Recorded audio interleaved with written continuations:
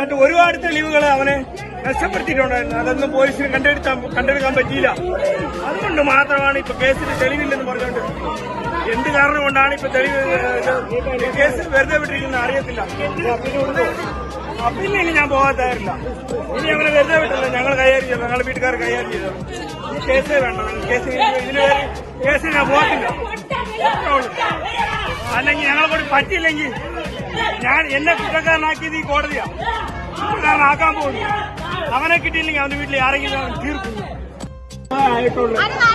ഈ ചർച്ചയ്ക്ക് അറിയത്തില്ല.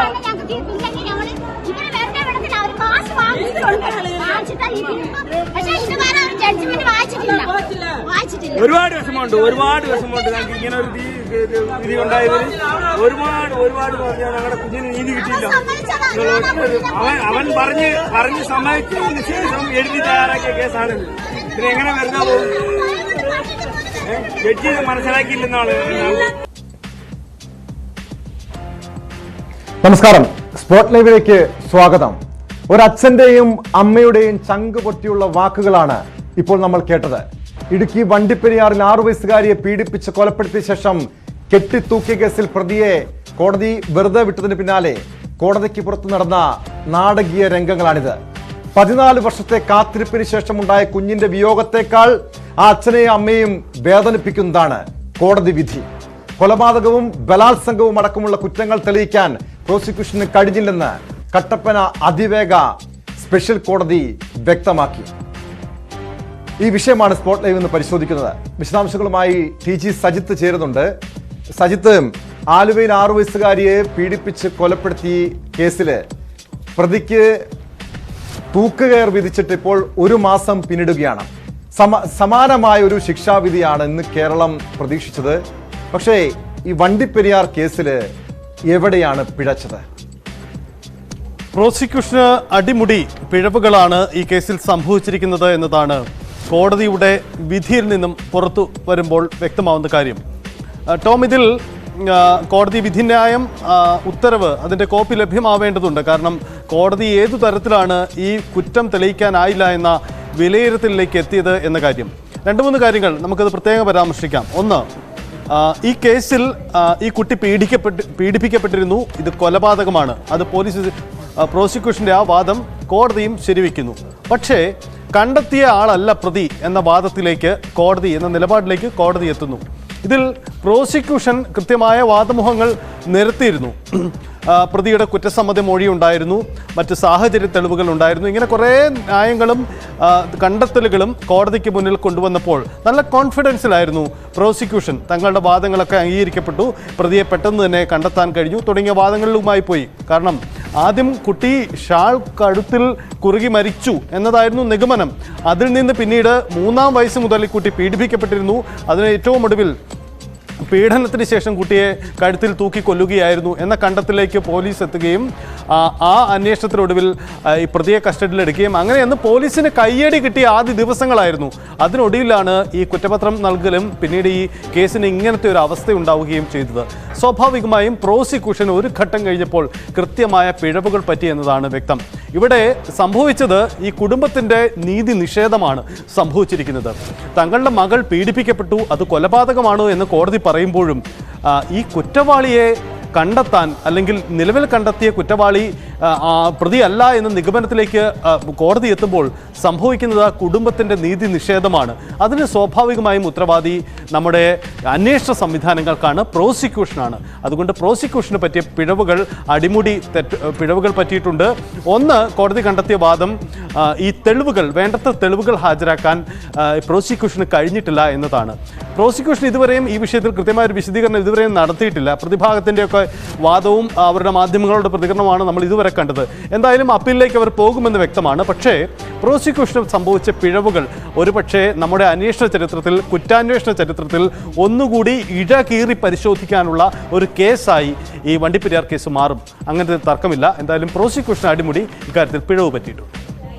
സജിത്ത്, ഒരു നിമിഷം ആ ദൃശ്യങ്ങളൊന്ന് പരിശോധിച്ചാൽ, അതായത് 2021 സജിത്ത് നേരത്തെ സൂചിപ്പിച്ചതുപോലെ 2021 ജൂൺ 30 ഈ കുഞ്ഞിനെ 6 വയസ്സുകാരിയെ ക്രൂരമായി പീഡിപ്പിച്ച് കൊലപ്പെടുത്തി പ്രതി കെട്ടിത്തൂക്കിയത്. അതിനുശേഷം ഉടനടി തന്നെ പ്രതിയെ പിടികൂടുന്നു. ആ തെളിവെടുപ്പിനിടെ ഓരോ കാര്യങ്ങളും എങ്ങനെയാണ് താൻ ആ കുഞ്ഞിനെ കൊലപ്പെടുത്തിയത് തുടങ്ങിയ കാര്യങ്ങളെല്ലാം തെളിവെടുപ്പിനിടെ പോലീസിനോട് ഈ പ്രതി വിശദീകരിക്കുന്നുണ്ട്. അതിന്റെ ദൃശ്യങ്ങളിൽ തന്നെ അത് വളരെ വ്യക്തമാണ് എങ്ങനെയാണ് പ്രതി അതിനുള്ളിൽ കയറിയത്. അത് ഓരോ ദൃശ്യങ്ങൾ പരിശോധിച്ചാൽ പോലും അത്ര വ്യക്തമായി ഈ കാര്യങ്ങൾ പ്രതി പോലീസിനോട് തുറന്ന് സമ്മതിക്കുന്നുണ്ട്. അങ്ങനെ ഒരു പ്രതി താൻ തന്നെയാണ് കൊലയാളി, കുറ്റവാളി എന്ന് സമ്മതിച്ച, പോലീസിനോട് തുറന്ന് സമ്മതിച്ച അതിന്റെ ദൃശ്യങ്ങളടക്കം 2 വർഷം മുൻപത്തെ ആ ദൃശ്യങ്ങളാണ് ഇപ്പോൾ പ്രേക്ഷകർ കാണുന്നത്. അങ്ങനെയൊക്കെ ഒരു സംഭവമൊക്കെ ഉണ്ടായിട്ടും, കൃത്യമായ തെളിവുകൾ ഉണ്ടായിട്ടും പ്രോസിക്യൂഷന്റെ ഭാഗത്താണോ ഇങ്ങനെ ഒരു വീഴ്ച ഉണ്ടായത്? കാരണം നമ്മൾ പറഞ്ഞു ഈ പോലീസിന് വലിയൊരു കൈയടി കിട്ടിയ കേസാണ്, പോലീസ് കൃത്യമായ തെളിവ് അടക്കം സമർപ്പിച്ചിട്ടുണ്ടാകാം. അങ്ങനെയെങ്കിൽ പ്രോസിക്യൂഷന്റെ ഭാഗത്തായിരിക്കുമോ ഒരു വീഴ്ച ഉണ്ടായത്? നമുക്ക് പ്രോസിക്യൂഷന്റെ വീഴ്ച എന്ന് തന്നെ ഈ ഘട്ടത്തിൽ പറയേണ്ടി വരും. അതിനപ്പുറം ഒരു വൺ സൈഡഡ് ആയ വിധി ആണോ ഇതിൻ്റെ അകത്ത് ഉണ്ടായത് എന്നത് കോടതിയുടെ ഉത്തരവും മറ്റും നിയമവിദഗ്ധരും വിശദീകരിക്കേണ്ട ഒരു വിഷയമാണ്. എന്തായാലും ഈ കേസിന്റെ ഭാവി ഇങ്ങനെ ആയതിൽ നമുക്ക് മുന്നിൽ പ്രോസിക്യൂഷന്റെ പിഴവുകളോ വീഴ്ചയോ ആയി തന്നെ പറയണം. കാരണം ഇതിൽ പരാജയപ്പെട്ടിരിക്കുന്നത് പ്രോസിക്യൂഷനാണ്, പോലീസാണ്, അന്വേഷണ സംവിധാനമാണ്. സ്വാഭാവികമായും അവിടെ പറ്റിയ പിഴവുകൾ അതങ്ങനെ തന്നെ പറയേണ്ടി വരും. പക്ഷേ അതിനുമപ്പുറം ഇനി പ്രോസിക്യൂഷന്റെ കൃത്യമായ തെളിവുകൾ ഉണ്ടായിട്ടും അതിനെ കോടതി പരിഗണിച്ചില്ല എങ്കിൽ അതിനെ മേൽക്കോടതിയിൽ തെളിയിക്കപ്പെടേണ്ടതുണ്ട്. ഒപ്പം തന്നെ ഈ കോടതിയുടെ വിധിന്യായവും അതിൻ്റെ അന്വേഷണ നിയമവിദഗ്ധരുടെ വിലയിരുത്തലും അതിൽ വരേണ്ടതുണ്ട്. പക്ഷേ ഇവിടെ എന്തായാലും ഈ ഘട്ടത്തിൽ പരാജയപ്പെട്ടിരിക്കുന്നത് പ്രോസിക്യൂഷനാണ്. ഒരുപക്ഷെ ടോമിക്കസ് പറഞ്ഞതുപോലെ ഈ കേസിൻ്റെ അന്വേഷണ വഴികളിൽ പ്രതിയെ തുടക്കത്തിൽ തന്നെ പിടികൂടാൻ കഴിഞ്ഞതും പിന്നീട് അങ്ങോട്ടുള്ള നടപടിക്രമങ്ങളിലുമൊക്കെ ഒരു നാടകീയമായ ഈ കഥയുടെ ഈ കൊലപാതകത്തിലേക്ക് നയിച്ച ഈ കുട്ടിയെ പീഡിപ്പിച്ച വിവരമൊക്കെ പ്രതി സമ്മതിക്കുന്നതുമൊക്കെ നമ്മളടക്കമുള്ള മാധ്യമങ്ങൾ പല ദിവസങ്ങളിലായി ചർച്ച ചെയ്തതാണ്. തെളിവെടുപ്പിനിടയിൽ പ്രതിയുടെ നാടകീയ നീക്കങ്ങൾ, പ്രതിയുടെ കുറ്റസമ്മതം ഇതൊക്കെ അംഗീകരിക്കപ്പെടുകയും അന്വേഷണ സംഘത്തിൻ്റെ നേട്ടവുമായും വിലയിരുത്തപ്പെട്ടതാണ്. പക്ഷേ നമുക്കറിയാം ഈ ഇത്തരം പ്രമാദമായ പല കേസുകളിലും ആദ്യ ദിവസങ്ങളെ വാർത്തകൾക്കപ്പുറം ആ പ്രതികൾക്ക് അല്ലെ കുറ്റവാളികൾക്ക് ശിക്ഷ വാങ്ങിക്കൊടുക്കണമെങ്കിൽ നമ്മുടെ നീതിന്യായ സംവിധാനം കൂടി അനുവദിക്കേണ്ടതുണ്ട്. അതിന് കോടതിയിൽ കൃത്യമായ വാദമുഖങ്ങൾ നിരത്തണം, തെളിവുകൾ നിരത്തണം, അങ്ങനെയുള്ള സംവിധാനങ്ങളും ഒരുക്കേണ്ടതുണ്ട്. പക്ഷേ ഈ കേസിൽ എവിടെയാണ് പിഴച്ചത് എന്നത് ഒരുപക്ഷെ അന്വേഷണ ഉദ്യോഗസ്ഥർ കൃത്യമായ തെളിവുകൾ എത്തിയിട്ടുണ്ട്. പക്ഷേ അതിനുമപ്പുറം കോടതിയിൽ ഇത് വാദിക്കേണ്ട സർക്കാർ വാദം അഭിഭാഷകർ കൃത്യമായി പെർഫോം ചെയ്യുന്നതിൽ പിഴവ് പറ്റിയിട്ടുണ്ടോ തുടങ്ങിയ കാര്യങ്ങൾ ഉണ്ടാവേണ്ടതുണ്ട്. ടോം, ഒരു കാര്യം വ്യക്തമാണ്, ഈ കേസിൽ ഇങ്ങനെയൊരു വിധി ഉണ്ടാകുമെന്നത് അപ്രതീക്ഷിതമായിരുന്നു. ഒരുപക്ഷെ എനിക്ക് തോന്നുന്നു പ്രതിഭാഗം പോലും പ്രതീക്ഷിച്ചിരുന്ന ഒരു വിധിയല്ല. ഇങ്ങനെ തങ്ങൾക്ക് അനുകൂലമായൊരു വിധി ഉണ്ടാകുമെന്ന് അവർ പോർക്ക് കരുതിയിരുന്നില്ല എന്നാണ് നമുക്ക് ഇപ്പോൾ ലഭിക്കുന്ന അഭിഭാഷകരിൽ നിന്നുള്ള ചില കേന്ദ്രങ്ങളിൽ നിന്നൊക്കെ ലഭിക്കുന്ന സൂചനകൾ. അങ്ങനെയാണ് മാധ്യമപ്രവർത്തകരടക്കം ഇന്ന് ഈ കട്ടപ്പനയിലെ ഈ സ്പെഷ്യൽ കോടതിയിലേക്ക് എത്തുമ്പോൾ പ്രമാദമായ ഒരു കേസിൽ കുറ്റവാളിക്ക് ഒരു മികച്ച ശിക്ഷ കിട്ടുമെന്ന പ്രതീക്ഷയിൽ അത് കേൾക്കാൻ കൂടിയ ആൾക്കൂട്ടവും കുടുംബാംഗങ്ങളും മാധ്യമപ്രവർത്തകരുമാണ്. അവർക്കിടയിലേക്കാണ് ഈ പ്രതിയെ വെറുതെ വിട്ടുകൊണ്ടുള്ള എന്ന് വിധി വരുന്നത്. അവിടെ എല്ലാവരും ഞെട്ടിത്തെരിച്ചു പോയി, മാധ്യമങ്ങൾ അടക്കം ഞെട്ടിത്തെരിച്ചു. ആ കുടുംബത്തിന് അത് താങ്ങാൻ പറ്റുന്നില്ല. അവരുടെ കണ്ണീര് നമ്മൾ കണ്ടതാണ്. വളരെ വൈകാരികമായി ഇനി പ്രതിയെ ഞങ്ങൾ കായികമായി നേരിടാം എന്ന് പോലും വിളിച്ചു പറയുന്ന അവസ്ഥയിലേക്ക് എത്തേണ്ട ഒരു രീതിയിലേക്ക് സാഹചര്യം പോയി. സ്വാഭാവികമായി അവിടെ നീതി നിഷേധം ആ കുടുംബത്തിനുണ്ടാവുന്നുണ്ട്. അവിടെ എല്ലാവരും ഒന്നിച്ചു നിൽക്കുന്നുണ്ട്, ആ കുടുംബത്തിന് ഇനി നീതി കിട്ടട്ടെ എന്ന വാദമുയർത്തുന്നുണ്ട്. പക്ഷേ അവർക്ക് ഇപ്പോൾ ഒരു കണ്ണീരുണ്ടായിരിക്കുന്നത് ഈ വർഷങ്ങൾക്ക് ശേഷവും അതിൽ നീതി നിഷേധമുണ്ടായിട്ടുണ്ട്. അവിടെ തൽക്കാലമെങ്കിലും നമുക്ക് പഠിക്കാൻ പറ്റുന്നത് പ്രോസിക്യൂഷനെ തന്നെയാണ്, അന്വേഷണത്തെയാണ്, അല്ലെങ്കിൽ കോടതിയിൽ ഈ വാദമുഖങ്ങൾ നിരത്തിയ അഭിഭാഷകരെ തന്നെയാണ്. വ്യക്തമാണ് സജിത്ത്. ഇപ്പോൾ പ്രതിഭാഗം അഭിഭാഷകൻ അഡ്വക്കേറ്റ് ജ്യോതി സാഗർ കൂടി തത്സമയം ചേരുന്നുണ്ട്. അഡ്വക്കേറ്റ് ജ്യോതി സാഗർ, ഇത് കേരളം ഒന്നടങ്കം കാത്തിരുന്നൊരു വിധി ഈ പ്രതിക്ക്, അതായത് 6 വയസ്സുകാരിയെ പീഡിപ്പിച്ച് കൊലപ്പെടുത്തിയെന്ന് പോലീസ് കണ്ടെത്തിയ പ്രതിക്ക് പ്രതിയെ കുറ്റക്കാരനെന്ന് വിധിക്കും, പ്രതിക്കൊരു ശക്തമായൊരു ശിക്ഷയാണ് പ്രതീക്ഷിച്ചത്. പക്ഷേ ഒരു നിമിഷം, ഇപ്പോൾ പബ്ലിക് പ്രോസിക്യൂട്ടർ തത്സമയം ചേരുന്നുണ്ട്. ഈ കേസിന്റെ പബ്ലിക് പ്രോസിക്യൂട്ടറാണ്. അഡ്വക്കേറ്റ്, ആദ്യം ചോദിക്കാനുള്ളത്, ഈ കേസിൽ കോടതിയിൽ നിന്നും വലിയൊരു തിരിച്ചടിയാണ് ഉണ്ടായിരിക്കുന്നത്. ഇത് എവിടെയാണ് ഈ കേസിൽ പിഴച്ചത് നിങ്ങൾക്ക്? അതെ, എന്താണ് സംഭവിച്ചതെന്നുള്ളത് ജഡ്ജ്മെന്റിന്റെ പകർപ്പ് ലഭിച്ചാൽ മാത്രമേ എനിക്ക് അതിനെപ്പറ്റി പറയാനാവൂ. ജഡ്ജ്മെന്റിന്റെ കോപ്പിക്ക് ഞാൻ വെയിറ്റ് ചെയ്യുകയാണ്, കോടതി തന്നെ ഉണ്ട്. അല്ല, പക്ഷേ ഇതിനകത്ത് കോടതി പറഞ്ഞത് അഡ്വക്കേറ്റ് സുനിൽ മഹേശ്വരൻ, ഈ കോടതി പറഞ്ഞത് ഈ ബലാത്സംഗവും കൊലപാതകവും അടക്കമുള്ള കുറ്റങ്ങൾ തെളിയിക്കാൻ അത് പ്രോസിക്യൂഷന് കഴിഞ്ഞില്ല എന്നാണ്. അതായത് കൃത്യമായും ഈ ഞങ്ങളിപ്പോൾ കാണിക്കുന്ന ന്യൂസ് 18 ഇപ്പോൾ പ്രേക്ഷകർ കാണുന്ന ദൃശ്യങ്ങൾ, പ്രതി അന്ന് തെളിവെടുപ്പിന് എത്തിച്ചപ്പോൾ ഓരോന്നും എങ്ങനെയാണ് കൊലപാതകം നടത്തിയത് തുടങ്ങിയ കാര്യങ്ങളെല്ലാം പ്രതി വിശദീകരിക്കുന്നുണ്ട്. അത്രയും കൃത്യമായും പോലീസ് തെളിവുകളടക്കം കോടതിയിൽ ഹാജരാക്കിയെന്നാണ് മനസ്സിലാക്കുന്നത്. പ്രോസിക്യൂഷന്റെ ഭാഗത്തുനിന്നും ഏതെങ്കിലും വീഴ്ചകൾ ഉണ്ടായിട്ടുണ്ടോ?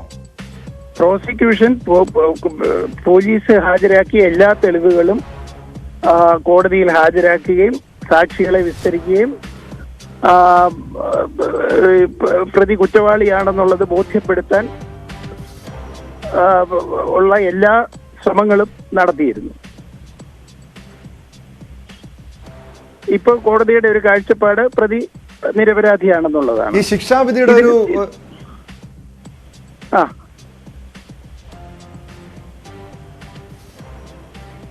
വ്യക്തമാണ്. കാരണം ഈ പോസ്റ്റ്മോർട്ടത്തിൽ വളരെ വ്യക്തമായും കുഞ്ഞ് പീഡിപ്പിക്കപ്പെട്ടു, കൊലപാതകം നടത്തി, അതായത് കഴുത്ത് ഞെരിച്ച് കൊന്നു, അതിനുശേഷം ഈ കുഞ്ഞിനെ കെട്ടിത്തൂക്കിയെന്ന് കൃത്യമായും പോസ്റ്റ്മോർട്ടം റിപ്പോർട്ടിലടക്കമുണ്ട്. അങ്ങനെയെങ്കിൽ ഇതല്ല കുറ്റവാളിയെങ്കിൽ പിന്നെ ആരാകും?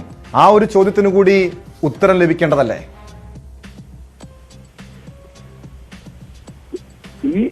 ഈ പ്രതി തന്നെയാണ് കുറ്റവാളി എന്നുള്ളതാണ് പ്രോസിക്യൂഷന്റെ കേസ്. അതിന് സാധ്യമായിട്ടുള്ള എല്ലാ തെളിവുകളും പോലീസ് കളക്ട് ചെയ്ത് കോടതി മുമ്പാകെ ഹാജരാക്കിയിട്ടുണ്ട്. ശാസ്ത്രീയ തെളിവുകളടക്കം അവ കോടതിയിൽ സമർപ്പിച്ചിട്ടുമുണ്ട്, സാക്ഷികളെ വിസ്തരിച്ചിട്ടുമുണ്ട്. ശ്രീ പ്രോസിക്യൂട്ടർ, ഇത്തരം ഒരു തിരിച്ചടി കോടതിയിൽ ഉണ്ടാകുമെന്ന് നിങ്ങൾ കരുതിയിരുന്നോ? കാരണം പൊതുവിൽ ആരും അങ്ങനെ പ്രതീക്ഷിച്ചതല്ല. ഇത്ര സുവ്യക്തമായ ഒരു കുറ്റപത്രം ഉണ്ടായ വിധി കോടതിയിൽ എത്തിക്കഴിഞ്ഞപ്പോൾ അനുകൂലമായ ഒരു വിധിയാണ് പൊതുവിൽ എല്ലാവരും പ്രതീക്ഷിച്ചത്. ഇത്തരമൊരു തിരിച്ചടി പ്രതീക്ഷിച്ചിരുന്നോ നിങ്ങൾ?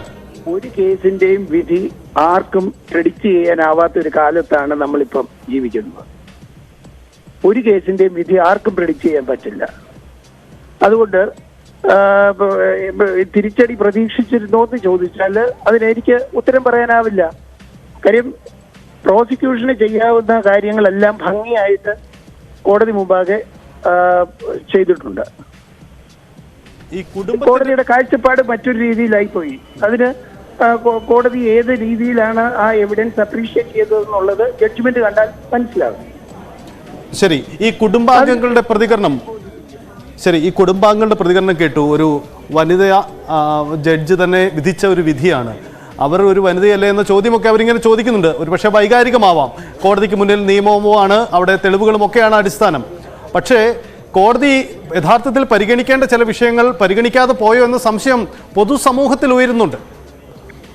അതെ, പരിഗണിക്കാത്ത പല തെളിവുകളും ഉണ്ട് എന്നുള്ളത് പ്രോസിക്യൂഷനും വിശ്വസിക്കുന്നുണ്ട്. അതുകൊണ്ടാണല്ലോ പ്രതിയെ വെറുതെ വിട്ടത്. കോടതി ശരിയായ വിധം പരിഗണിച്ചിട്ടില്ല എന്നുള്ള ഒരു വാദം പ്രോസിക്യൂഷന്റെ ഭാഗത്തുമുണ്ട്. അതുകൊണ്ടാണ് ഇപ്പൊ അപ്പീൽ ബോധിപ്പിക്കാൻ പോകുന്നത്. നിങ്ങളുടെ വാദം അപ്പീലാണോ പുനരന്വേഷണമാണോ? ഏത് തരത്തിലാണ് നിങ്ങളുടെ നീക്കം ഉണ്ടാവുക? അല്ല, അപ്പീലല്ലേ. ഒരു കേസിന്റെ ജഡ്ജ്മെന്റ് വന്നാൽ അതിന് അപ്പീലല്ലേ കൊടുക്കുന്നത്. ഓക്കെ, ഹൈക്കോടതിയിലായിരിക്കും അപ്പീൽ മൂവ് ചെയ്യുക. ഹൈക്കോടതിയിൽ അപ്പീൽ ബോധിപ്പിക്കും. ഓക്കെ, തീർച്ചയായും പ്രതിഭാഗം അഭിഭാഷകൻ കൂടി നമുക്കൊപ്പമുണ്ട്. ശ്രീ ജ്യോതിസാഗർ, അഡ്വക്കേറ്റ് ജ്യോതിസാഗറാണ് നമുക്കൊപ്പം ചേരുന്നത്. ശ്രീ ജ്യോതിസാഗർ, നിങ്ങളുടെ വാദം വിജയിക്കുകയാണ് കോടതിയിൽ ചെയ്തത്. പക്ഷേ പുനരന്വേഷണം ആവശ്യം കൂടി കോടതിയിൽ ഉന്നയിച്ചിട്ടുണ്ട്. എന്തുകൊണ്ടാണ് വീണ്ടും നിങ്ങൾ പുനരന്വേഷണം ആവശ്യം ഉന്നയിക്കുന്നതിന് കാരണം? ഞാനത് നേരത്തെ കോടതി പറഞ്ഞിട്ടുള്ള കാര്യങ്ങളാണ്. കാരണം ഇതിന്റെ അന്വേഷണ വേളയിൽ തന്നെ ഒരുപാട് മാൽ പ്രാക്ടീസ് നടന്നിട്ടുണ്ട്. കാരണം വേണ്ട രീതിയിലുള്ള ഒരു അന്വേഷണം നടത്തുകയോ അതിന് ശാസ്ത്രീയ തെളിവുകൾ കണ്ടെത്തുകയോ കഴിഞ്ഞിട്ടില്ല. ഒന്നാമതെന്ന് പറയുന്നത് ഫിംഗർ പ്രിന്റ് എടുത്തിട്ടില്ല. ഫിംഗർ പ്രിന്റ് എക്സ്പെർട്ട് ഉണ്ടെന്ന് പറഞ്ഞിട്ടല്ലാതെ അന്വേഷണ വേളയിൽ അന്വേഷണ ഉദ്യോഗസ്ഥനെ ചോദ്യം ചെയ്തപ്പോൾ മാത്രമാണ് ഫിംഗർ പ്രിന്റ് എക്സ്പെർട്ട് ഉണ്ടെന്ന് പറഞ്ഞത്. അയാൾ എന്തുകൊണ്ട് എടുത്തില്ല, അദ്ദേഹം എന്തുകൊണ്ട് സാക്ഷിയാക്കിയിട്ടില്ല. നേരത്തെ ഉണ്ടായിരുന്ന ജഡ്ജി അങ്ങോട്ട് ചോദിച്ചിട്ടുള്ള എന്തുകൊണ്ട് നിങ്ങൾ ഫിംഗർ പ്രിന്റ് എടുത്തിട്ടില്ല, ഈ പറയപ്പെടുന്ന കുട്ടി തൂങ്ങി നിന്ന മുറിയുടെ ഫ്രണ്ട് ഡോർ എന്ന് പറയുന്ന മൈക്കിയാണ്. പ്രോസിക്യൂഷൻ കേസ് അനുസരിച്ച് പ്രതി അപ്പുറത്ത് പോയി അടിമാരി തുറന്ന് ഷാളെടുത്തു അങ്ങനെങ്കിൽ അടിമാരിയെ ഫിംഗർപ്രിന്റ് എന്തുകൊണ്ട് എടുത്തില്ല? അത് ചോദ്യത്തിന് അത് ഒന്ന്. രണ്ടാമത്തെ കേസ്, ഈ 3-ാം തീയതി വരെ ഈ കുട്ടി തൂങ്ങി നിന്ന മുറിയിലെ അകത്തു നിന്ന് കുറ്റി ജനലും കഥവും കുറ്റിയിട്ടിരുന്നുള്ളത് പ്രോസിക്യൂഷനിൽ ഹാജരാക്കിയ രേഖ തെളിയുന്നതാണ്. അപ്പൊ ഇത് ആര് തുറന്നു, ആര് പിന്നീട് തുറന്നു, ഇല്ലെങ്കിൽ നേരത്തെ തുറന്നു കിടന്നിരുന്നെങ്കിൽ പിന്നെ ഇപ്പൊ ആര് അടച്ചു എന്നൊക്കെയുള്ള ചോദ്യം കിടക്കുക അവിടെ. ഇതൊക്കെ വ്യക്തമായ മറുപടി കൊടുക്കാൻ പ്രോസിക്യൂഷൻ തയ്യാറാവണം. അപ്പൊ അവിടെയാണ് ഞാൻ പറഞ്ഞത്, ഇത് പിന്നീട് ഉണ്ടാക്കിയ ഒരു കഥയുടെ അടിസ്ഥാനത്തിലാണ്. കാരണം ആദ്യം ഹാജരാക്കിയ മഹസറിലും അവർ ഹാജരാക്കിയ ഫോട്ടോയിലും ഒക്കെ ആ മുറിക്ക് ജനലിൽ കൊളുത്തിട്ടേക്കുന്നതായിട്ട് കാണുന്നുണ്ട്. അകത്തുനിന്ന് കുറ്റിയിട്ട കുട്ടിയാണ് എടുത്ത് പുറത്തു കൊണ്ടുവരുന്നത്. ഇനി അരമണിക്കൂർ സമയമാണ് ഈ പ്രതി അവിടെ ഇല്ലായിരുന്നു എന്ന് പറയപ്പെടുന്നത്. ഈ പറയപ്പെടുന്ന സമയത്ത് ബാക്കി 3-4 ഇവരോടൊപ്പം ഉണ്ടായിരുന്ന 4 കൂട്ടുകാരും തൊട്ടടുത്ത് തന്നെ നിൽപ്പുണ്ട്. ഈ അരമണിക്കൂറിനകത്ത് വെച്ച് ഇനി എത്ര സംഭവിക്കാൻ, ഇനി ഇത് കൃത്യം ചെയ്തു എന്നൊക്കെ പറയുന്നത് പ്രോസിക്യൂഷൻ പറയുന്ന രീതിയിൽ കൃത്യം ചെയ്യാൻ ഒരിക്കലും നടക്കുന്നതല്ല. ഒരു ഇമ്പോസിബിൾ തിയറി, ഒരു സ്റ്റോറിയാണ് ഹാജരാക്കിയത്. പിന്നെ രണ്ടാമത് കാര്യം, ഈ ആദ്യം 3-ാം തീയതി വരെ ആർക്കും സംശയമില്ല ഈ കുട്ടിയെ കൊന്നതാണ്. ഒരു അബദ്ധത്തിൽ പറ്റിപ്പോയതാണ്. ഷാള് കുരുങ്ങി, കാരണം ഷാൾ കെട്ടിത്തൂക്കിയതല്ലോ, ചുറ്റി ഒരു കുരുങ്ങിയ മാത്രം ചെയ്തത്. അപ്പൊ ഇത് അബദ്ധത്തിൽ പറ്റിപ്പോയതാണ്. കുടുംബാംഗങ്ങൾ ഉൾപ്പെടെ പറഞ്ഞതാണ്. അവരൊക്കെ പോയി MLA യോട് ഉൾപ്പെടെ ശുപാർശ ചെയ്തു. ഇനി പോസ്റ്റ്മോർട്ടം വേണ്ട, ഇല്ലെങ്കിൽ കേസ് വേണ്ട എന്നൊക്കെ ശുപാർശ ചെയ്തതാണ്. അതൊക്കെ പിന്നീട് മാറ്റി പറഞ്ഞല്ലേ. അത് കഴിഞ്ഞ ശേഷം 1-ാം തീയതി പോസ്റ്റ്മോർട്ടം റിപ്പോർട്ട് വരുമ്പോഴാണ് ഈ കുട്ടിയെ ആരോ പീഡിപ്പിക്കപ്പെടുന്നു എന്ന് മനസ്സിലാക്കിയത്. അത് ആനൽ പെനിട്രേഷൻ ആണ്. അങ്ങനെ ചെയ്തിരുന്നുവെങ്കിൽ ഇപ്പൊ പ്രോസിക്യൂഷന്റെ കേസ് അനുസരിച്ചും അന്നേ ദിവസം ഈ പ്രതി ചെയ്തു എന്നാണല്ലോ. അങ്ങനെ ഉണ്ടെങ്കിൽ അതിന്റെ ശാസ്ത്രീയ തെളിവുകളുണ്ട്. നമുക്ക് സ്വാഭാവികമായിട്ട് അറിയാം, സാധാരണഗതിയിൽ പോസ്റ്റ്മോർട്ടം സമയത്ത് ഈ ആനൽ സ്മിയറും സ്വാബും ഒക്കെ എടുക്കുന്നത് വെച്ചാൽ അതിന്റെ തെളിവിന് വേണ്ടിയിട്ടാണ്. പക്ഷേ ഈ കേസിന്റെ വിചാരണ വേളയിൽ പ്രതി പൂർണ്ണമായും കുറ്റസമ്മതം നടത്തി എന്ന പ്രോസിക്യൂഷൻ വാദമുണ്ട്. ഈ തെളിവെടുപ്പ് സമയത്തൊക്കെ ഞങ്ങൾക്കും ദൃശ്യങ്ങളിൽ നിന്ന് ഏറെക്കുറെ അത് ബോധ്യപ്പെടുന്നുമുണ്ട്. അതൊക്കെ പോലീസുകാർക്ക് ഉണ്ടാക്കാവുന്ന തെളിവുകളല്ലേ ഉള്ളൂ. ഞാനൊരു കാര്യം ചോദിക്കട്ടെ. 4-ാം തീയതി ഈ പ്രതിയെ അവര് ചോദ്യം ചെയ്യാനെന്ന് പറഞ്ഞ് വിളിച്ചു വരുത്തി സ്റ്റേഷൻ നിർത്തി രാത്രി 10:30 വരെ ചോദ്യം ചെയ്തിട്ട് അറിഞ്ഞില്ല. 10:30 ആയപ്പോൾ അറസ്റ്റ് റെക്കോർഡ് ചെയ്തു. ആ അറസ്റ്റ് റെക്കോർഡ് ചെയ്ത പ്രതിയെ അന്ന് രാത്രി തന്നെ ചാനലിലേക്ക് മെസ്സേജ് കൊടുക്കുക, ചാനലിലേക്ക് വാർത്ത കൊടുക്കുക. പിറ്റേ ദിവസം രാവിലെ 10:30 തന്നെ തെളിവെടുപ്പെന്ന രീതിയിൽ എല്ലാ ചാനലുകാരെയും വിളിച്ചിട്ട് ആ ജനലിൽ കൂടെ ചാടി ഇറങ്ങുക. ഇത് മാത്രമല്ലേ കാണിച്ചോളൂ. ശ്രീ സുനിൽ മഹേശ്വരൻ പിള്ള, ഈ പ്രതിഭാഗ അഭിഭാഷകന്റെ വാദം താങ്കൾ കേട്ട് കാണും. ഈ വാദം ശരിയാണോ? നിങ്ങൾക്ക് കൃത്യമായ തെളിവുകൾ സമർപ്പിക്കാൻ കഴിഞ്ഞില്ല എന്നതാണ് അദ്ദേഹത്തിന്റെ വാദം. യെസ് ടോം, നമ്മൾ കേട്ടു, 2 അഭിഭാഷകരും അവരുടെ വാദത്തിൽ നിൽക്കുകയാണ്. എന്തായാലും കോടതി ഈ കേസിൽ പീഡനം നടന്നു എന്ന കാര്യം സ്ഥിരീകരിക്കുന്നു. പക്ഷേ എവിടെയും എത്തുന്നില്ല എന്നതാണ് സാഹചര്യം. ആ കുടുംബത്തിൻ്റെ നീതി നിഷേധമാണ്. ആർക്കാണ് എവിടെയാണ് പിഴവ് പറ്റിയെന്ന കാര്യം ഇപ്പോഴും അവശേഷിക്കുകയാണ്. അതാണ് എനിക്ക് തോന്നുന്നു ഈ സാഹചര്യത്തിൽ ഈ കേസിൽ സംഭവിക്കുന്നത്. ഇനി ഇതിൻ്റെ തുടർ ഭാവിയെ അവിടെയാണ് സജിത്ത്. കാരണം നമുക്കറിയാം, ഈ കോടതി വിധിക്ക് ശേഷം ആ കുഞ്ഞിൻ്റെ അച്ഛനും അമ്മയും പറഞ്ഞ വാക്കുകൾ, അതായത് അവർ തന്നെ നീതി നടപ്പാക്കുമെന്ന്. എനിക്കിത് പറഞ്ഞപ്പോൾ ഓർമ്മ വന്നത്, നമ്മളൊരു 20-23 വർഷം ഒന്ന് പിന്നോട്ട് പോയാൽ അവിടെ മലപ്പുറം മഞ്ചേരിയിൽ ഒരു 13-കാരിയെ പീഡിപ്പിച്ച് കൊലപ്പെടുത്തിയ കേസിൽ സമാനമായ രീതിയിൽ പ്രതിയെ കോടതി വെറുതെ വിട്ടിരുന്നു. അതായത് തെളിവുകളുടെ അഭാവത്തിൽ കോടതി വെറുതെ വിട്ടിരുന്നു. അന്ന് ആ കുഞ്ഞിൻ്റെ അച്ഛനാണ് വിധി നടപ്പാക്കിയത്. ആ പ്രതിയെ, ഈ പെൺകുട്ടിയുടെ അച്ഛൻ വെടിവെച്ച് കൊലപ്പെടുത്തിയൊരു സംഭവം, അത് കേരളത്തിൽ നടന്നതാണ്, മഞ്ചേരിയിൽ നടന്നതാണ്. അതുപോലത്തെ ഒരു പ്രതികരണമാണ് ഇന്ന് കേട്ടത്. അതായത് ഈ പ്രതി കുറ്റവിമുക്തനായി, അതായത് കുറ്റക്കാരനല്ലെന്ന് കോടതി കണ്ടെത്തി പുറത്തിറങ്ങിയാലും ഇവിടെ ജീവിക്കുക അത്ര എളുപ്പമാകും തോന്നുന്നില്ല. കാരണം സാധാരണ ഇത്രയധികം പ്രതി തന്നെ കുറ്റം സംബന്ധിച്ചൊരു സാഹചര്യത്തിൽ ഇനി സാധാരണക്കാരായ ജനങ്ങൾ, അതായത് ഇരയുടെ ഒരു അച്ഛൻ പോലും പറയുക ഞാൻ വിധി നടപ്പാക്കുമെന്ന്. അത്തരമൊരു സംഭവങ്ങൾ ഒഴിവാക്കാൻ ഒരുപക്ഷെ കോടതി അല്പം കൂടി ഈ കേസ് ഒന്നും കൂടെ ഒന്ന് പഠിച്ച്, അതായത് പ്രതിഭാഗത്തിൻ്റെയും അതോടൊപ്പം പ്രോസിക്യൂഷൻ്റെയും വാദങ്ങളെല്ലാം കൃത്യമായി ഒന്ന് പരിശോധിക്കാൻ തയ്യാറായി കാണുമോ? കാരണം നമുക്കറിയാം, ഈ ആലുവ കേസെടുത്ത് പരിശോധിച്ച് നോക്കിയാൽ പല വിധത്തിലുള്ള വാദപ്രതിവാദങ്ങൾ ആ കേസിലുണ്ടായിരുന്നു. നിരവധി ദിവസങ്ങൾ എടുത്തു. അതായത് നമ്മൾ ഒരു ദിവസം കൊണ്ട് സാധാരണ വിധി പറയുമെന്ന്, കുറ്റക്കാരെന്ന് കണ്ടെത്തി അന്ന് തന്നെ വിധി പറയുമെന്ന് കരുതി പിന്നീട് അതിൻ്റെ വാദത്തിന്മേലുള്ള ഈ ശിക്ഷാവിധിയിലുള്ള വാദങ്ങൾ വീണ്ടും തുടർന്നു. പക്ഷേ ഈ കേസിൽ അത്തരമൊരു സാഹചര്യങ്ങൾ കണ്ടില്ല. ടോം സൂചിപ്പിച്ചത് ഈ കൃഷ്ണപ്രിയ, ശങ്കരനാരായണൻ, ഈ രണ്ട് പേരുകളാണ് നമ്മുടെ കുറ്റാന്വേഷണ ചരിത്രത്തിൽ അല്ലെങ്കിൽ ഇത്തരം പ്രമാദമായ കേസുകൾ എപ്പോഴും ഓർത്തെടുക്കാൻ കഴിയുന്ന രണ്ട് പേരുകളാണ്. മഞ്ചേരിയിൽ, മലപ്പുറം ജില്ലയിലെ മഞ്ചേരിയിൽ നടന്ന സംഭവമാണ്. 2001 ഫെബ്രുവരി 9 തൻ്റെ മകളുടെ ഘാതകനെ വെടിവെച്ച് കൊന്ന ഒരു അച്ഛൻ്റെ കഥ കേരളം പലവട്ടം ചർച്ച ചെയ്തതാണ്. ഒരു കുറ്റകൃത്യമാണെങ്കിൽ കൂടിയും, ഒരു കൊലപാതകമാണ് നടത്തിയെങ്കിൽ കൂടിയും ആ അച്ഛൻ, ശങ്കരനാരായണൻ എന്ന അച്ഛൻ, പലരുടെയും ഹൃദയത്തിൽ ഇപ്പോഴും ഹീറോയാണ്. കാരണം തൻ്റെ മകളെ കൊന്നയാളെ കോടതി ജാമ്യം നൽകിയപ്പോൾ സ്വയം ആ ശിക്ഷ നടപ്പാക്കുക എന്നതായിരുന്നു ശങ്കരനാരായണൻ ചെയ്തത്. 2001 ഡിസംബർ 9 സ്കൂൾ വിട്ടുവരുന്ന വഴി അയൽവാസി ഈ കുട്ടിയെ, കൃഷ്ണപ്രിയയെ പീഡിപ്പിച്ച് കൊലപ്പെടുത്തുന്നത്. പിന്നീട് ഇത് അന്വേഷണങ്ങൾക്കൊടുവിൽ ജാമ്യം നേടി ഇയാൾ പുറത്തു വരുന്നതിന് കാത്ത് ആ അച്ഛൻ്റെ ഒരു കാത്തിരിപ്പുണ്ട്. നമ്മൾ കേരളം പലവട്ടം ചർച്ചയായതുകൊണ്ട് നമുക്ക് ഒന്ന് ഓടിച്ച് പരാമർശിച്ച് പോകേണ്ട ഒരു വിഷയമായി തന്നെ ഈ ഘട്ടത്തിൽ അത് ഓർക്കാം. കാരണം ഈ അച്ഛൻ്റെ, ഇന്ന് ഈ വണ്ടിപ്പെരിയാറിലെ ആ കുട്ടിയുടെ അച്ഛൻ്റെ വാക്കുകളാണ് നമ്മളെ വീണ്ടും ഈ കേസിലേക്ക് ഒന്നുകൂടി ഓർമ്മപ്പെടുത്തുന്നത്. ഒടുവിൽ ശങ്കരനാരായണനെ ജീവപര്യന്തമാണെന്ന് മഞ്ചേരി കോടതി വിധിക്കുന്നത്. പക്ഷേ ഹൈക്കോടതിയിൽ അപ്പീൽ വന്നപ്പോൾ ആ അച്ഛന് തെളിവുകളുടെ അഭാവത്തിൽ അച്ഛനെ കോടതി വെറുതെ വിടുകയാണ് അന്നുണ്ടായത്. അത്തരം സംഭവങ്ങൾ ഓർമ്മ വരുമ്പോൾ, നീതിന്യായ സംവിധാനങ്ങൾ കണ്ണടയ്ക്കുമ്പോൾ സ്വയം ശിക്ഷ, സ്വയം വിധി നടപ്പാക്കാൻ ആ ഉത്തരവാദിത്തം ഏറ്റെടുക്കുന്ന അച്ഛനമ്മമാർ ഉള്ള ഒരു കാലത്ത് ഉണ്ടായിരുന്നു എന്ന കൂടി ഒരു ഓർമ്മപ്പെടുത്തൽ കൂടി ഈ വണ്ടിപ്പെരിയാർ വാർത്തകളുടെ പശ്ചാത്തലത്തിൽ നമുക്ക് പരാമർശിച്ചു പോവാം. എന്തായാലും ഈ കേസിൽ അങ്ങനെ ഉണ്ടാവാതിരിക്കട്ടെ, ഇതിൽ മേൽക്കോടതിയിൽ നിന്നും നീതി നടപ്പാകട്ടെ, ആ കുടുംബത്തിന് നീതി കിട്ടട്ടെ എന്ന് നമുക്ക് ആശ്വസിക്കാം. ഏറ്റവും പക്ഷേ ഇതിനകത്ത് സജിത്ത് വളരെ പ്രധാനപ്പെട്ട കാര്യങ്ങൾ നമുക്ക് അറിയാം. ഈ പ്രതിഭാഗം വാദിച്ചപ്പോൾ കൃത്യമായും പറഞ്ഞത് പോലീസ് കെട്ടിച്ചമച്ച കഥകളാണ്. അതാണ് കോടതിക്ക് മുൻപാകെ, കോടതി അത് ബോധ്യപ്പെട്ടു.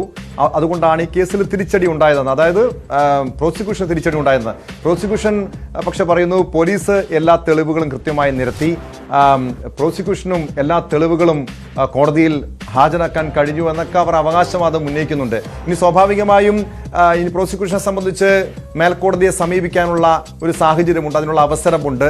അവിടെ നിന്ന് ഈ കേസിൽ ഈ പെൺകുട്ടിയുടെ മാതാപിതാക്കൾക്ക്, ഉറ്റവർക്ക് നീതി കിട്ടുമെന്ന് പ്രതീക്ഷിക്കാമല്ല. കാരണം അത് നീതി വേണം, അവർക്കൊരു ആ ഇരയ്ക്ക് നീതി കിട്ടണം എന്നത് അവരുടെ ഒരു അവകാശമാണ്. അതായത് കേരളത്തിൻ്റെ ഒരു പൊതുബോധം ആ രീതിയിലാണ് ചിന്തിക്കുന്നത്, അല്ലേ?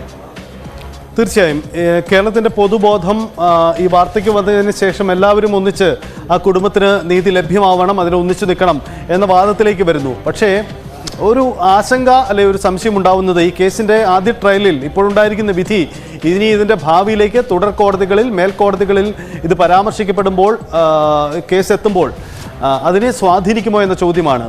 ഒരുപക്ഷെ തെളിവുകളുടെ അഭാവം ആദ്യ കോടതി തന്നെ ചൂണ്ടിക്കാട്ടുമ്പോൾ ഇനി മേൽക്കോടതിയിലേക്ക് ആ തെളിവുകൾ എത്ര കണ്ട് സമർത്ഥമായി എത്തിക്കാൻ പ്രോസിക്യൂഷന് കഴിയുമെന്ന ചോദ്യവും ഉയരുന്നുണ്ട്. അങ്ങനെ സങ്കീർണമായ സാഹചര്യത്തിലേക്ക് ഒരു പക്ഷേ ഈ കേസ് പോയേക്കാം. അവിടെയൊക്കെ നഷ്ടപ്പെടുന്നത് ആ കുടുംബത്തിൻ്റെ നീതിയാണ് എന്ന മറ്റൊരു വസ്തുത കൂടിയുണ്ട്. എന്തായാലും ടോം സൂചിപ്പിച്ചതുപോലെ ഒരുപക്ഷെ അന്വേഷണ സംഘം തെളിവുകൾ സമർത്ഥിക്കപ്പെട്ടിരിക്കാം. അത് കോടതിയിൽ അവതരിപ്പിക്കുന്നതിൽ പ്രോസിക്യൂഷൻ അഭിഭാഷകരുടെ വീഴ്ചയാണോ സംഭവിച്ചത്, അതല്ല അന്വേഷണ സംഘത്തിന് തന്നെ പിഴവുണ്ടായോ, അതിനുമപ്പുറം പ്രതിഭാഗത്തിൻ്റെ സാമർഥ്യമാണോ ഈ കേസിൽ മറ്റൊരു അപ്രതീക്ഷിത വിധി ഉണ്ടായതിന് കാരണം? ഇങ്ങനെ പല ചോദ്യങ്ങളുമുണ്ട്. എന്തായാലും ആ കുടുംബത്തിൻ്റെ നീതി എന്ന വളരെ പ്രധാനപ്പെട്ട ഒരു കാര്യമുണ്ട്. അതിലേക്ക് നമ്മുടെ സംവിധാനങ്ങൾ, നമ്മുടെ നേതൃത്വങ്ങൾ, നമ്മുടെ പൊതുപ്രവർത്തകർ, പൊതുബോധം ഇതെല്ലാം ഒന്നിച്ചണിനിരക്കേണ്ട ഒരു കാലമാണ്. വ്യക്തമാണ്. TG സജിത്താണ് വിവരങ്ങൾ നൽകിയത്. എന്തായാലും ഇപ്പോൾ കട്ടപ്പനയിലെ അതിവേഗ കോടതിയിൽ നിന്നും തിരിച്ചടി കിട്ടിയെങ്കിലും ആ കുഞ്ഞിന്, അവരുടെ കുടുംബത്തിന് നീതി കിട്ടുമെന്ന് പ്രതീക്ഷിക്കാം. കാരണം പ്രോസിക്യൂഷൻ ഇനി ഈ കേസിൽ മേൽക്കോടതിയെ സമീപിക്കാൻ ഒരുങ്ങുന്നുവെന്നാണ് നേരത്തെ പബ്ലിക് പ്രോസിക്യൂട്ടർ വ്യക്തമാക്കിയത്. സ്പോട്ട് ലൈവിന് പോകുന്നത് കോഴിക്കോട്ടേക്കാണ്. കോഴിക്കോട് ഓർക്കാട്ടേരിയിൽ ഭർത്താവിൻ്റെ വീട്ടിൽ ഷപ്ന എന്ന യുവതി ആത്മഹത്യ ചെയ്ത സംഭവത്തിൽ ഭർത്താവിൻ്റെ അമ്മ നഫീസയെ പോലീസ് കസ്റ്റഡിയിലെടുത്തിരിക്കുന്നു. കോഴിക്കോട് നിന്നാണ് ഇവരെ കസ്റ്റഡിയിലെടുത്തത്. നഫീസയുടെ സഹോദരൻ ഖനീഫിനെ നേരത്തെ അറസ്റ്റ് ചെയ്തിരുന്നു. ഇരുവരും ഷപ്നയെ നിരന്തരം പീഡിപ്പിച്ചിരുന്നതായി ആരോപണം ഉയർന്നിരുന്നു. വാർത്തയുടെ വിശദാംശങ്ങളുമായി MS അനീഷ് കുമാർ ചേരുന്നുണ്ട്. അനീഷ്, നമ്മളതിൻ്റെ ദൃശ്യങ്ങളിൽ അടക്കം കണ്ടതാണ്, അതായത് CCTV ദൃശ്യങ്ങൾ. ഈ യുവതി മരിച്ചതിന് ശേഷം നിരവധി ദൃശ്യങ്ങൾ അവർ ഫോണിൽ പകർത്തിയ ദൃശ്യങ്ങളടക്കം പുറത്തു വന്നിരുന്നു. ഈ ഭർത്തൃമാതാവിൻ്റെ സഹോദരൻ ഈ യുവതിയെ മർദ്ദിക്കുന്ന ദൃശ്യങ്ങളടക്കമുണ്ട്. അതിൽ പ്രധാനമായും ഈ ഭർത്താവിൻ്റെ മാതാപിതാക്കൾക്കെതിരെയും സഹോദരിക്കെതിരെയും പരാതികളും ആരോപണവുമുണ്ട്. ഇപ്പോൾ നിലവിൽ ഈ ഭർത്താവിൻ്റെ അമ്മയെ മാത്രമാണോ പോലീസ് കസ്റ്റഡിയിലെടുത്തിരിക്കുന്നത്?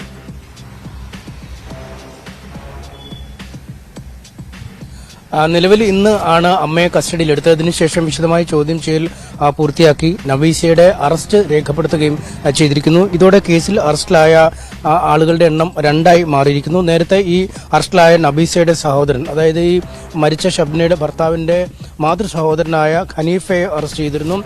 അദ്ദേഹത്തെ ഇപ്പോൾ റിമാൻഡിൽ കഴിയുകയാണ്. ഇതിനിടയിലാണ് ഇപ്പോൾ സഹോദരിയെയും അറസ്റ്റ് ചെയ്തിരിക്കുന്നത്.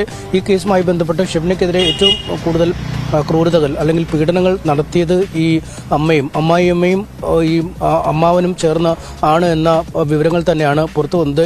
ഇത് വ്യക്തമാക്കുന്ന CCTV ദൃശ്യങ്ങൾ പുറത്തു വരികയും ചെയ്തിരുന്നു. ഒപ്പം നിരവധി തവണ ഭർത്താവുമായും ബന്ധുക്കളുമായും നടത്തിയ വാട്സാപ്പ് ചാറ്റിലും മറ്റു ടെലിഫോൺ സംഭാഷണങ്ങളിലുമെല്ലാം ഇത്തരത്തിൽ അമ്മ നബീസയുടെ ഭാഗത്തു നിന്നും വലിയ മാനസികവും ശാരീരികവുമായ പീഡനങ്ങൾ താൻ ഏൽക്കുന്നുവെന്നിവർ വ്യക്തമാക്കുകയും ചെയ്തു. എന്തായാലും ഇതിന്റെ അടിസ്ഥാനത്തിലാണ് ഈ സഹോദരനെ അറസ്റ്റ് ചെയ്തതിനെ തുടർന്ന് നബീസയ്ക്കുള്ള തെരച്ചിൽ ഊർജിതമാക്കുകയും ഇന്ന് അവരെ കസ്റ്റഡിയിലെടുക്കുകയും ചെയ്തത്. നേരത്തെ ആദ്യം ഈ കേസുമായി ബന്ധപ്പെട്ട് പ്രതി ചേർത്തതും ഈ ഹനീഫയായിരുന്നു. ഈ കേസിൽ പോലീസിന്റെ ഭാഗത്തു നിന്നും ഒരു ഊർജിതമായ നീക്കങ്ങൾ ഉണ്ടാകുന്നില്ല എന്നൊരു ആക്ഷേപമുണ്ട്. കാരണം ഈ ഹനീഫ അറസ്റ്റിലായി ദിവസങ്ങളായിട്ടും മറ്റു ബന്ധുക്കളിലേക്ക് പോലീസ് അന്വേഷണം എത്തിയിരുന്നില്ല. ഈ യുവതിയുടെ കുടുംബാംഗങ്ങളുടെ ഭാഗത്തു എന്തെങ്കിലും ആരോപണമുണ്ടോ? കാരണം ഈ പ്രതികളെ സംരക്ഷിക്കുന്ന ഒരു സമീപനം, അവർക്ക് ഒളിവിൽ പോകാനുള്ള ഒരു സാഹചര്യം പോലും പോലീസ് ഒരുക്കുന്നു എന്ന രീതിയിലുള്ള ആരോപണം നേരത്തെ പുറത്തു വന്നിരുന്നു. നിലവിൽ ആരെയൊക്കെയാണ് ഈ കേസിൽ പ്രതി ചേർത്തിട്ടുള്ളത്? ഈ യുവതിയുടെ ബന്ധുക്കളുടെ ആരോപണം അനുസരിച്ച് ആർക്കെതിരെയൊക്കെയാണ് അവർ പരാതി ഉന്നയിച്ചിരിക്കുന്നത്?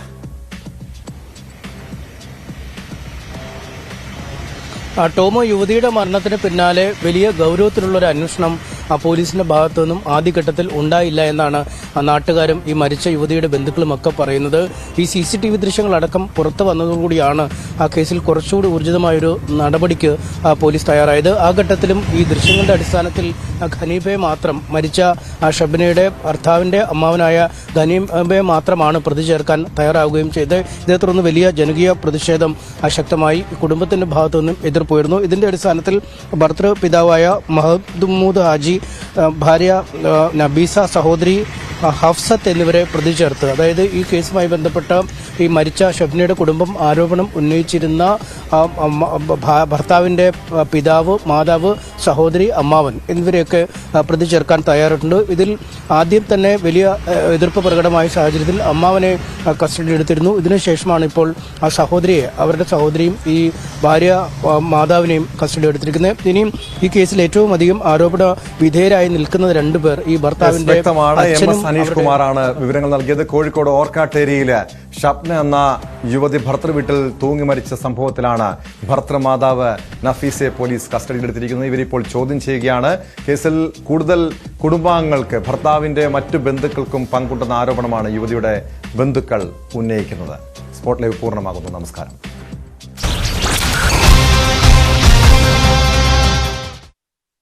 ഈ പരിപാടി പ്രോസിക്യൂഷന് വീഴ്ച സംഭവിച്ചു.